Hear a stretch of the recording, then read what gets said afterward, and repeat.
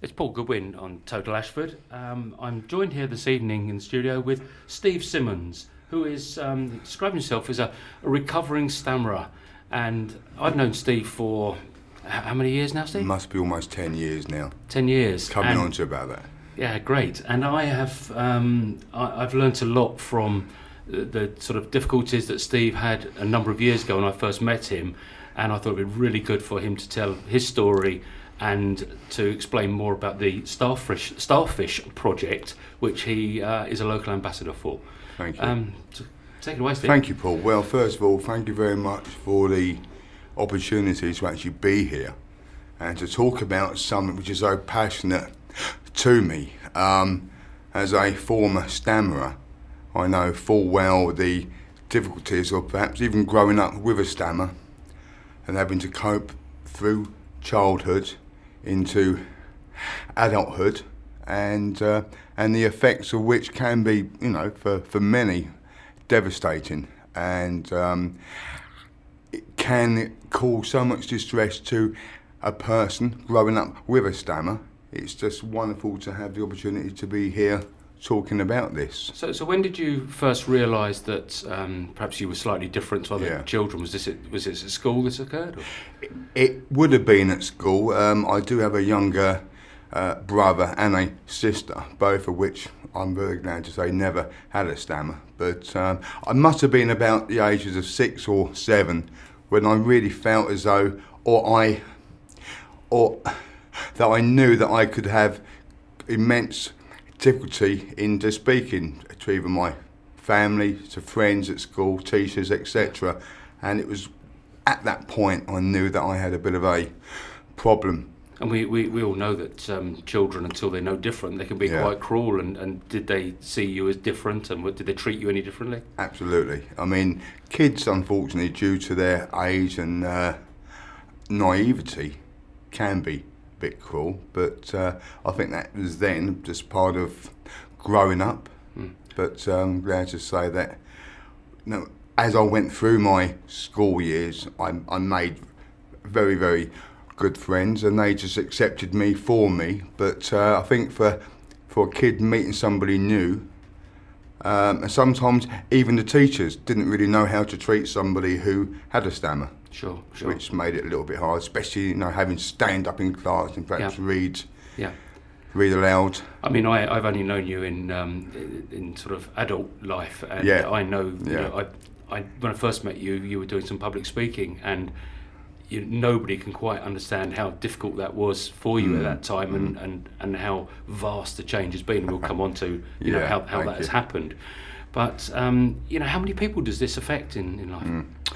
Well, statistically, 1 in 10 people have a stammer. Wow. 1 in 10, and that is the whole population. 7 out of 10 stammerers are men.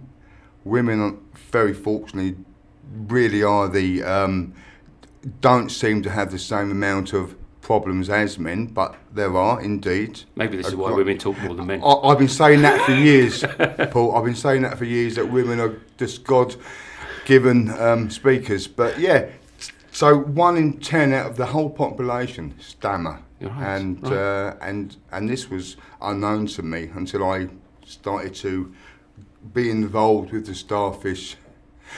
And can I just project. go back to sort of early years? So at primary school, this was an issue. How did it affect you, sort of through your teenage years, and when you were meeting girls, other people in your age group? And I mean, I know painful. You were in the army as well. And how did this pan out? Well, looking back now, I think as say young boy, perhaps especially in these secondary school, that sort of an age group where you're meeting girls perhaps for the first time and going through that, wanting to form relationships, boyfriend, girlfriends, and that sort of thing.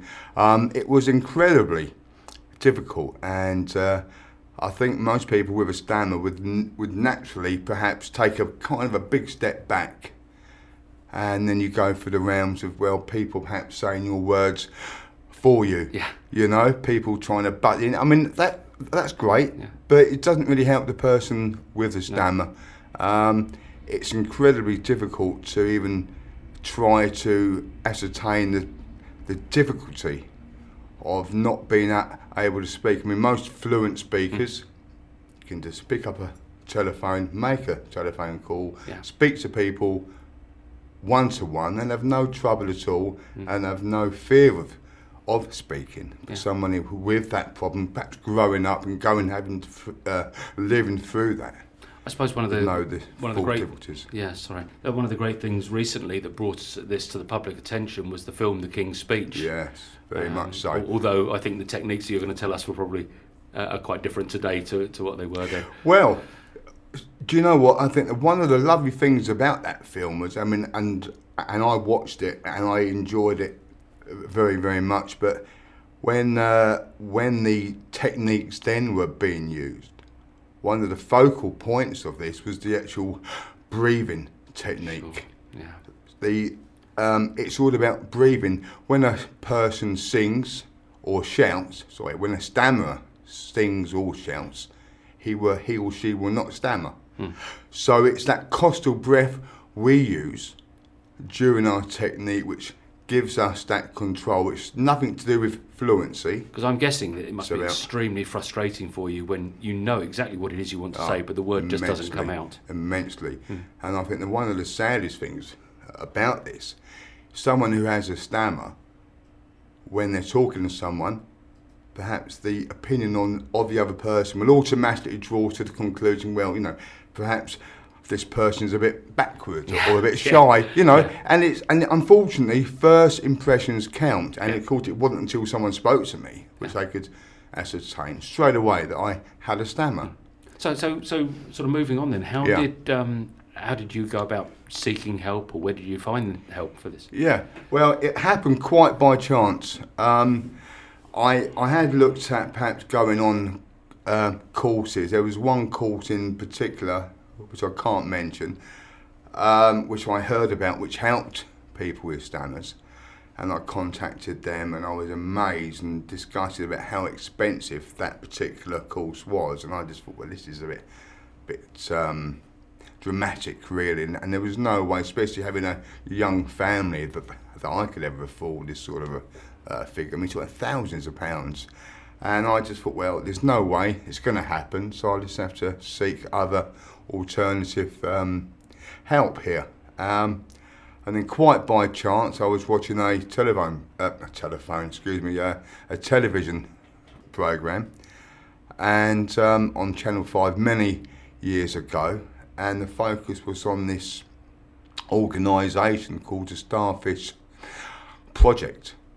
And as soon as I saw that, and I was watching the whole television programme, I thought, now this is something which I could really, or this is a situation, this is a foundation in which I want to be a part of. And so literally as soon as the programme finished, I was going online, seeking as much information as I could. You and thousands of others, I expect. Absolutely, yeah. And this is a lady that set this up, and how did she come? How did she come to set this up? Okay, the course is called the Starfish Project, and it's ran by a lady called Mrs. Anne Blight, who is herself she is a speech therapist and has been for many years. Okay.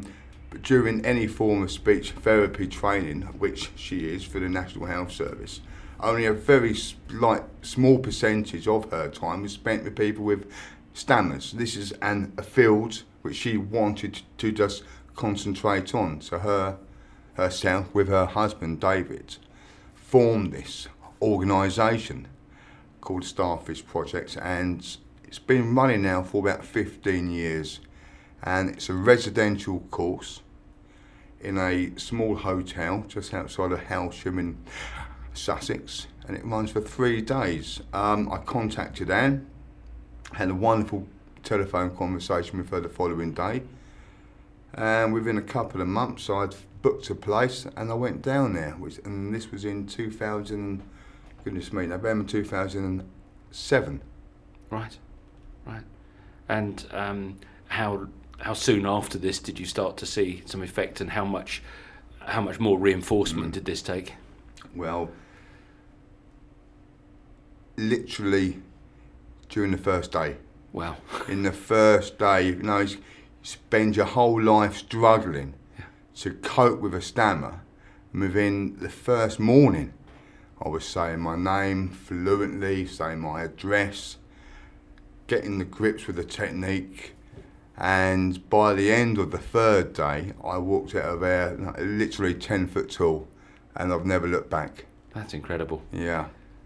And you're speaking back a number of years ago, and when I first met you, I would have considered you had quite a severe stammer. Yeah, severe stammer. I did. And now it's almost something that you don't even need to talk about. Well, thank you. Well, that is very kind, Paul, to actually say that. But I am and will always be a stammerer. However, I am a recovering stammerer. So I still use the technique as we're talking now. I'm still using the technique to help me control my speech. So you now effectively you're an ambassador for the Starfish Project. Yes. So locally, how can you help others, or how do you help other people? Well, the first thing I would really urge people to do, if there are people out there who know a stammerer or who perhaps stammer themselves, to go online and just find the Starfish Project. Okay. What's the web address there? It's certainly. I've got it right here. It's www.starfishproject.co.uk, and the telephone number is 01825 767 268, and just to make contact with a lady called Mrs. Anne Blight. Okay, and locally, do you have meetings? Or? Yes, we do. The Starfish Project is not just about going on a residential course for a couple of days, learning a bit of a technique, coming home, end of. As soon as you're part of this, you have it for life. Up and down the country, we hold support groups. So people that have been involved with the Starfish Project on this residential course meet locally in their towns and various places, which we all get together and hold regular support groups. And we have a regular support group here in Ashford. Okay, and how do people make contact? Is this with you? Yes. They make contact with? Yeah, well... Or do they do it through that website? They would be complete. The main factor is, Paul, once they're involved with this, once they're involved with this, they will have with you. Then they will have a complete linkage to all the support groups up and down the country, and particularly the people that are travelling from this part of East Kent. Once they're down there, will have the full details of all the support groups. And I'm very much looking forward to hoping to meet new people during their journey. One thing that would really be good to say to our listeners is, if there was one piece of advice, one really good tip that you could give us somebody with a stammerer, what would that be? Don't panic. Don't rush. You're not alone. But with the just basic technique, just keeping good eye contact, pausing and taking a full costal breath. The costal breath, well, that's unfortunately very hard to talk about over the radio, but it's just to be focused and to just really not to rush. That is, it's so difficult to try to help people, because one of the things about stammers is no stammer is the same, really. We all have different levels of stammer. Some people are very overt, some people are very covert. Now the difference there is an overt stammer, you can physically see and hear that person stammering. Someone who's very covert use their own little tricks of the trade to cover their stammer. I've known many people that have tried to hide it, but then when they really relax more, it comes out. But stammering is very individual. Yeah. But it all has the same end result. It's it stops a person from being themselves. That's absolutely fantastic, and it's been a pleasure speaking to you this evening. It's been a pleasure being here. And I do hope that anybody out there that is suffering with a stammer, that they get in touch with the Starfish Project, and hopefully they'll meet up with you soon. Absolutely. Thanks, and thank you Steve. so much again, Paul, for the opportunity to be here. Okay. It's been a pleasure.